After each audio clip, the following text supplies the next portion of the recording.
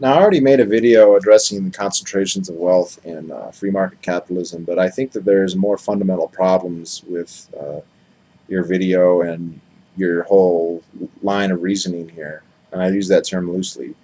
Uh, you say, look at the concentrations of wealth. Look at the concentrations of wealth. Well, let's actually do that. Let's actually consider concentrations of wealth. So let's say you have $100 and I have $101. Is my concentration of wealth is that a problem? I have more money than you, so we could say I have a concentration of wealth that you don't. Is that a problem? What if you have $100 and I have $1,000,000? Is that a problem? What if you have $1 billion and I have $1 billion and $1,000,000? $1 billion, $1 million. Is that, do I have an undue I mean, I have 1/10 of 1% more money than you, so is that an undue concentration of wealth? But in the example before that, where you have 100 and I have 1,000,000, I have 1,000 times, or what, 10,000 times what you have.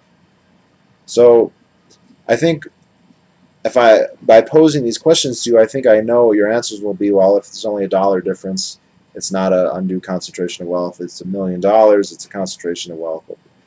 Well, the problem is you don't have any kind of consistent theory as to how much is too much. And it's just your gut, and it's completely arbitrary. I mean, it's literally completely arbitrary. How much is too much? How much concentration? And it becomes the point where it's a problem that society has to address. If you don't have some kind of theory that can delineate that mathematically or scientifically, then it's completely arbitrary. It's not even a meaningful concept. You have your own personal taste, and you think, well, maybe 35% too much money is too much, but 31%, that's not too bad. Or maybe you think 25 and 21, or maybe you think, I don't know what you think, but it's completely arbitrary, and that should clue you into the fact that it's not scientific at all. You know, the basis for your concluding what you do is basically your personal tastes. You don't outline in any way in your video why this amount of concentration is bad, yet this amount isn't. You don't. You never do, and based on my videos, I'm just going to guess you've never even put any thought to it. Have you? If you have, you should be able to come up with something really quick. And it shouldn't be, and I hope it's not something that's arbitrary, because if I could ask 1,000 different socialists or 1,000 different Venus Project cult members, and they'd all give me a different answer. Or you might say, no, we literally all have to have exactly the same amount of wealth. Well, even if we were able to have that, even if we assumed that, and we had a situation where we all have the same money, or if you don't like money, if we all have the same resources, we're still not going to be in an egalitarian society, because there's still going to be differences between us. Some of us are going to be taller, better looking, bigger dicks, higher breasts, more attractive, smarter, less paraplegic. There's going to be all kinds of differences. There's going to be all kinds of jealousies. And the same gadfly you think you're being now in the Venus Project Society could say, why do we have concentrations of talent? Why do we have concentrations of gene pool? We should just make everybody interchangeable automatons. And if you embrace that, then you're contradicting all the be your own person flowery rhetoric that the Venus Project lures people in with. That it could never deliver on, but it just says, oh, you can do whatever you want. So that implies that there'll be differences within people, which means you won't have egalitarianism. Or you could say that we are going to allow there to be differences in people, and we're not going to have an egalitarian society then, really. And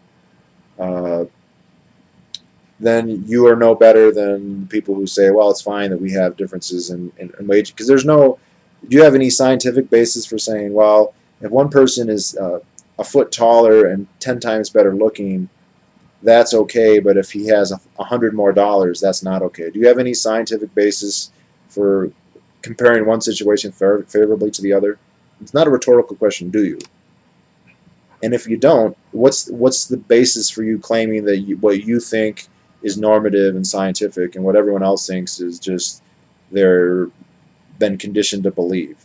So it's not a rhetorical question. I want you to come up with a scientific methodology, a totally consistent theory as to how much uh, concentration is too much, and how much egalitarianism is necessary, and how you're going to deal with that. And if you can't, then your system is totally unworkable. Your system doesn't even make sense from the get-go, which it doesn't for any number of other reasons. But I think that you're just blithely saying these things, and they're not even remotely tied to reality. And I mean, I'm seriously asking, and socialists are like this on everything, really. They have their own personal tastes, and then they just believe that they extend to everybody. And that the perfect society is the society that provides the things that you think everybody needs. How fucking hubristic and conceited can you be?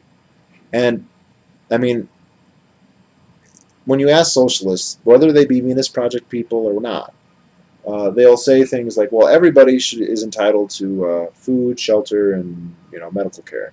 But those things aren't homogenous goods. If I say so, everyone's entitled to shelters, does that mean that everyone who wants to can live in the Taj Mahal or the White House or a 10,000-foot mansion on the beach or in a cabin on top of Mount McKinley or on a space station or in a cave? Or people have lots of all those things. There are people who actually like those things and would like to have them. And some people are happy living in a smaller place. Some people want a bigger place. Some people want to live on the beach. And when you then ask the socialists, so what are we entitled to? Well, then all of a sudden you get these other answers. And they'll be like, well, this, and you'll get a different one. Some of them are going to say you're entitled to luxury. Some of them are saying you're not. What they define as luxuries is going to be different because it's not. It's a totally arbitrary distinction. If you're a clarinet player or a guitar player, then you need to get, a guitar or a clarinet might not be a luxury. If you're not one of those things, then you might not want one of those things. And it's not just, it's for everything. It's for healthcare. You know how I have a friend in Iceland who likes to lift weights. He's a big weightlifter, and he wants to take steroids. I mean, he says he's looked into it, and he says that he doesn't think that the cons are that bad, and he wants to take them because he wants to be really strong.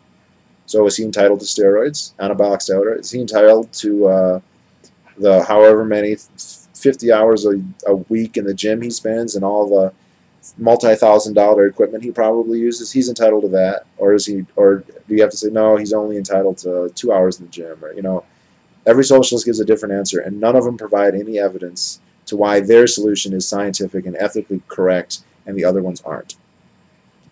I mean, the only solution they can give is say everybody can have whatever they want. Obviously, that would never work because then everyone's just going to say, well, I want a gold toilet, and I want to have my own private jet, and I want to have my own, because I don't like to fly in crowded spaces, or if you don't believe in flying, which again, then you're going to deny people what they want if they want to fly, but they want their own private electric train, or they want their own private room, or you can't say that people can have whatever they want, and then when people start saying, well, this is what people might ask for, then say, no, they can't have that. Well, then don't lie to everyone and say you're going to give them whatever they want. Say, well, we're going to ration and everyone's going to actually only get this much. And how much? It's totally arbitrary. Every socialist gives a different answer. Every single one. Including you. And none of them have any kind of, oh, well, this is the correct amount and this is why. Scientifically. Scientifically is just the code word for this is what I fucking think, and it's the law. So, yeah, seriously, how much concentration is too much? What's your basis for even concluding that? I have a system that I like, and it's the voluntary system. So if somebody provides goods and services that people want, that people value and exchange their money for, then I don't begrudge the money that they have. They become a billionaire, fine. If they steal money, even if they steal $1, then it's not fine. So you've made no attempt. That would be my analysis. And when I look at the concentrations of wealth we have today, I apply that analysis. And I look at the billionaires and the millionaires, and I say, well, a lot of them get violence. A lot of them, the state suppresses their competition is the most common. Second most common is they get money from the state directly. So that's like Halliburton. I mean, you say, look at the concentration of wealth. Who's the richest person in San Francisco? Dianne Feinstein. Do you think she got her wealth because of the free market? She's a senator. And her husband builds military bases for the army, and then he gets billion-dollar contracts, and they live in the biggest, most plush mansion in all of San Francisco. So why don't you look at the concentrations of wealth? Who's the richest man in New York City? Bloomberg? You know, like, oh yeah, he's a free market guy. Yeah, Bloomberg, mayor of the socialist capital of the United States. So you need to provide some evidence, some rationale for the conclusions you're jumping to, other than it's your personal opinion. Or you need to admit this is just your personal opinion. And stop pretending like it's some kind of normative, ethical, scientific system when it's not. So that'll be it for this one, and I'll catch you in a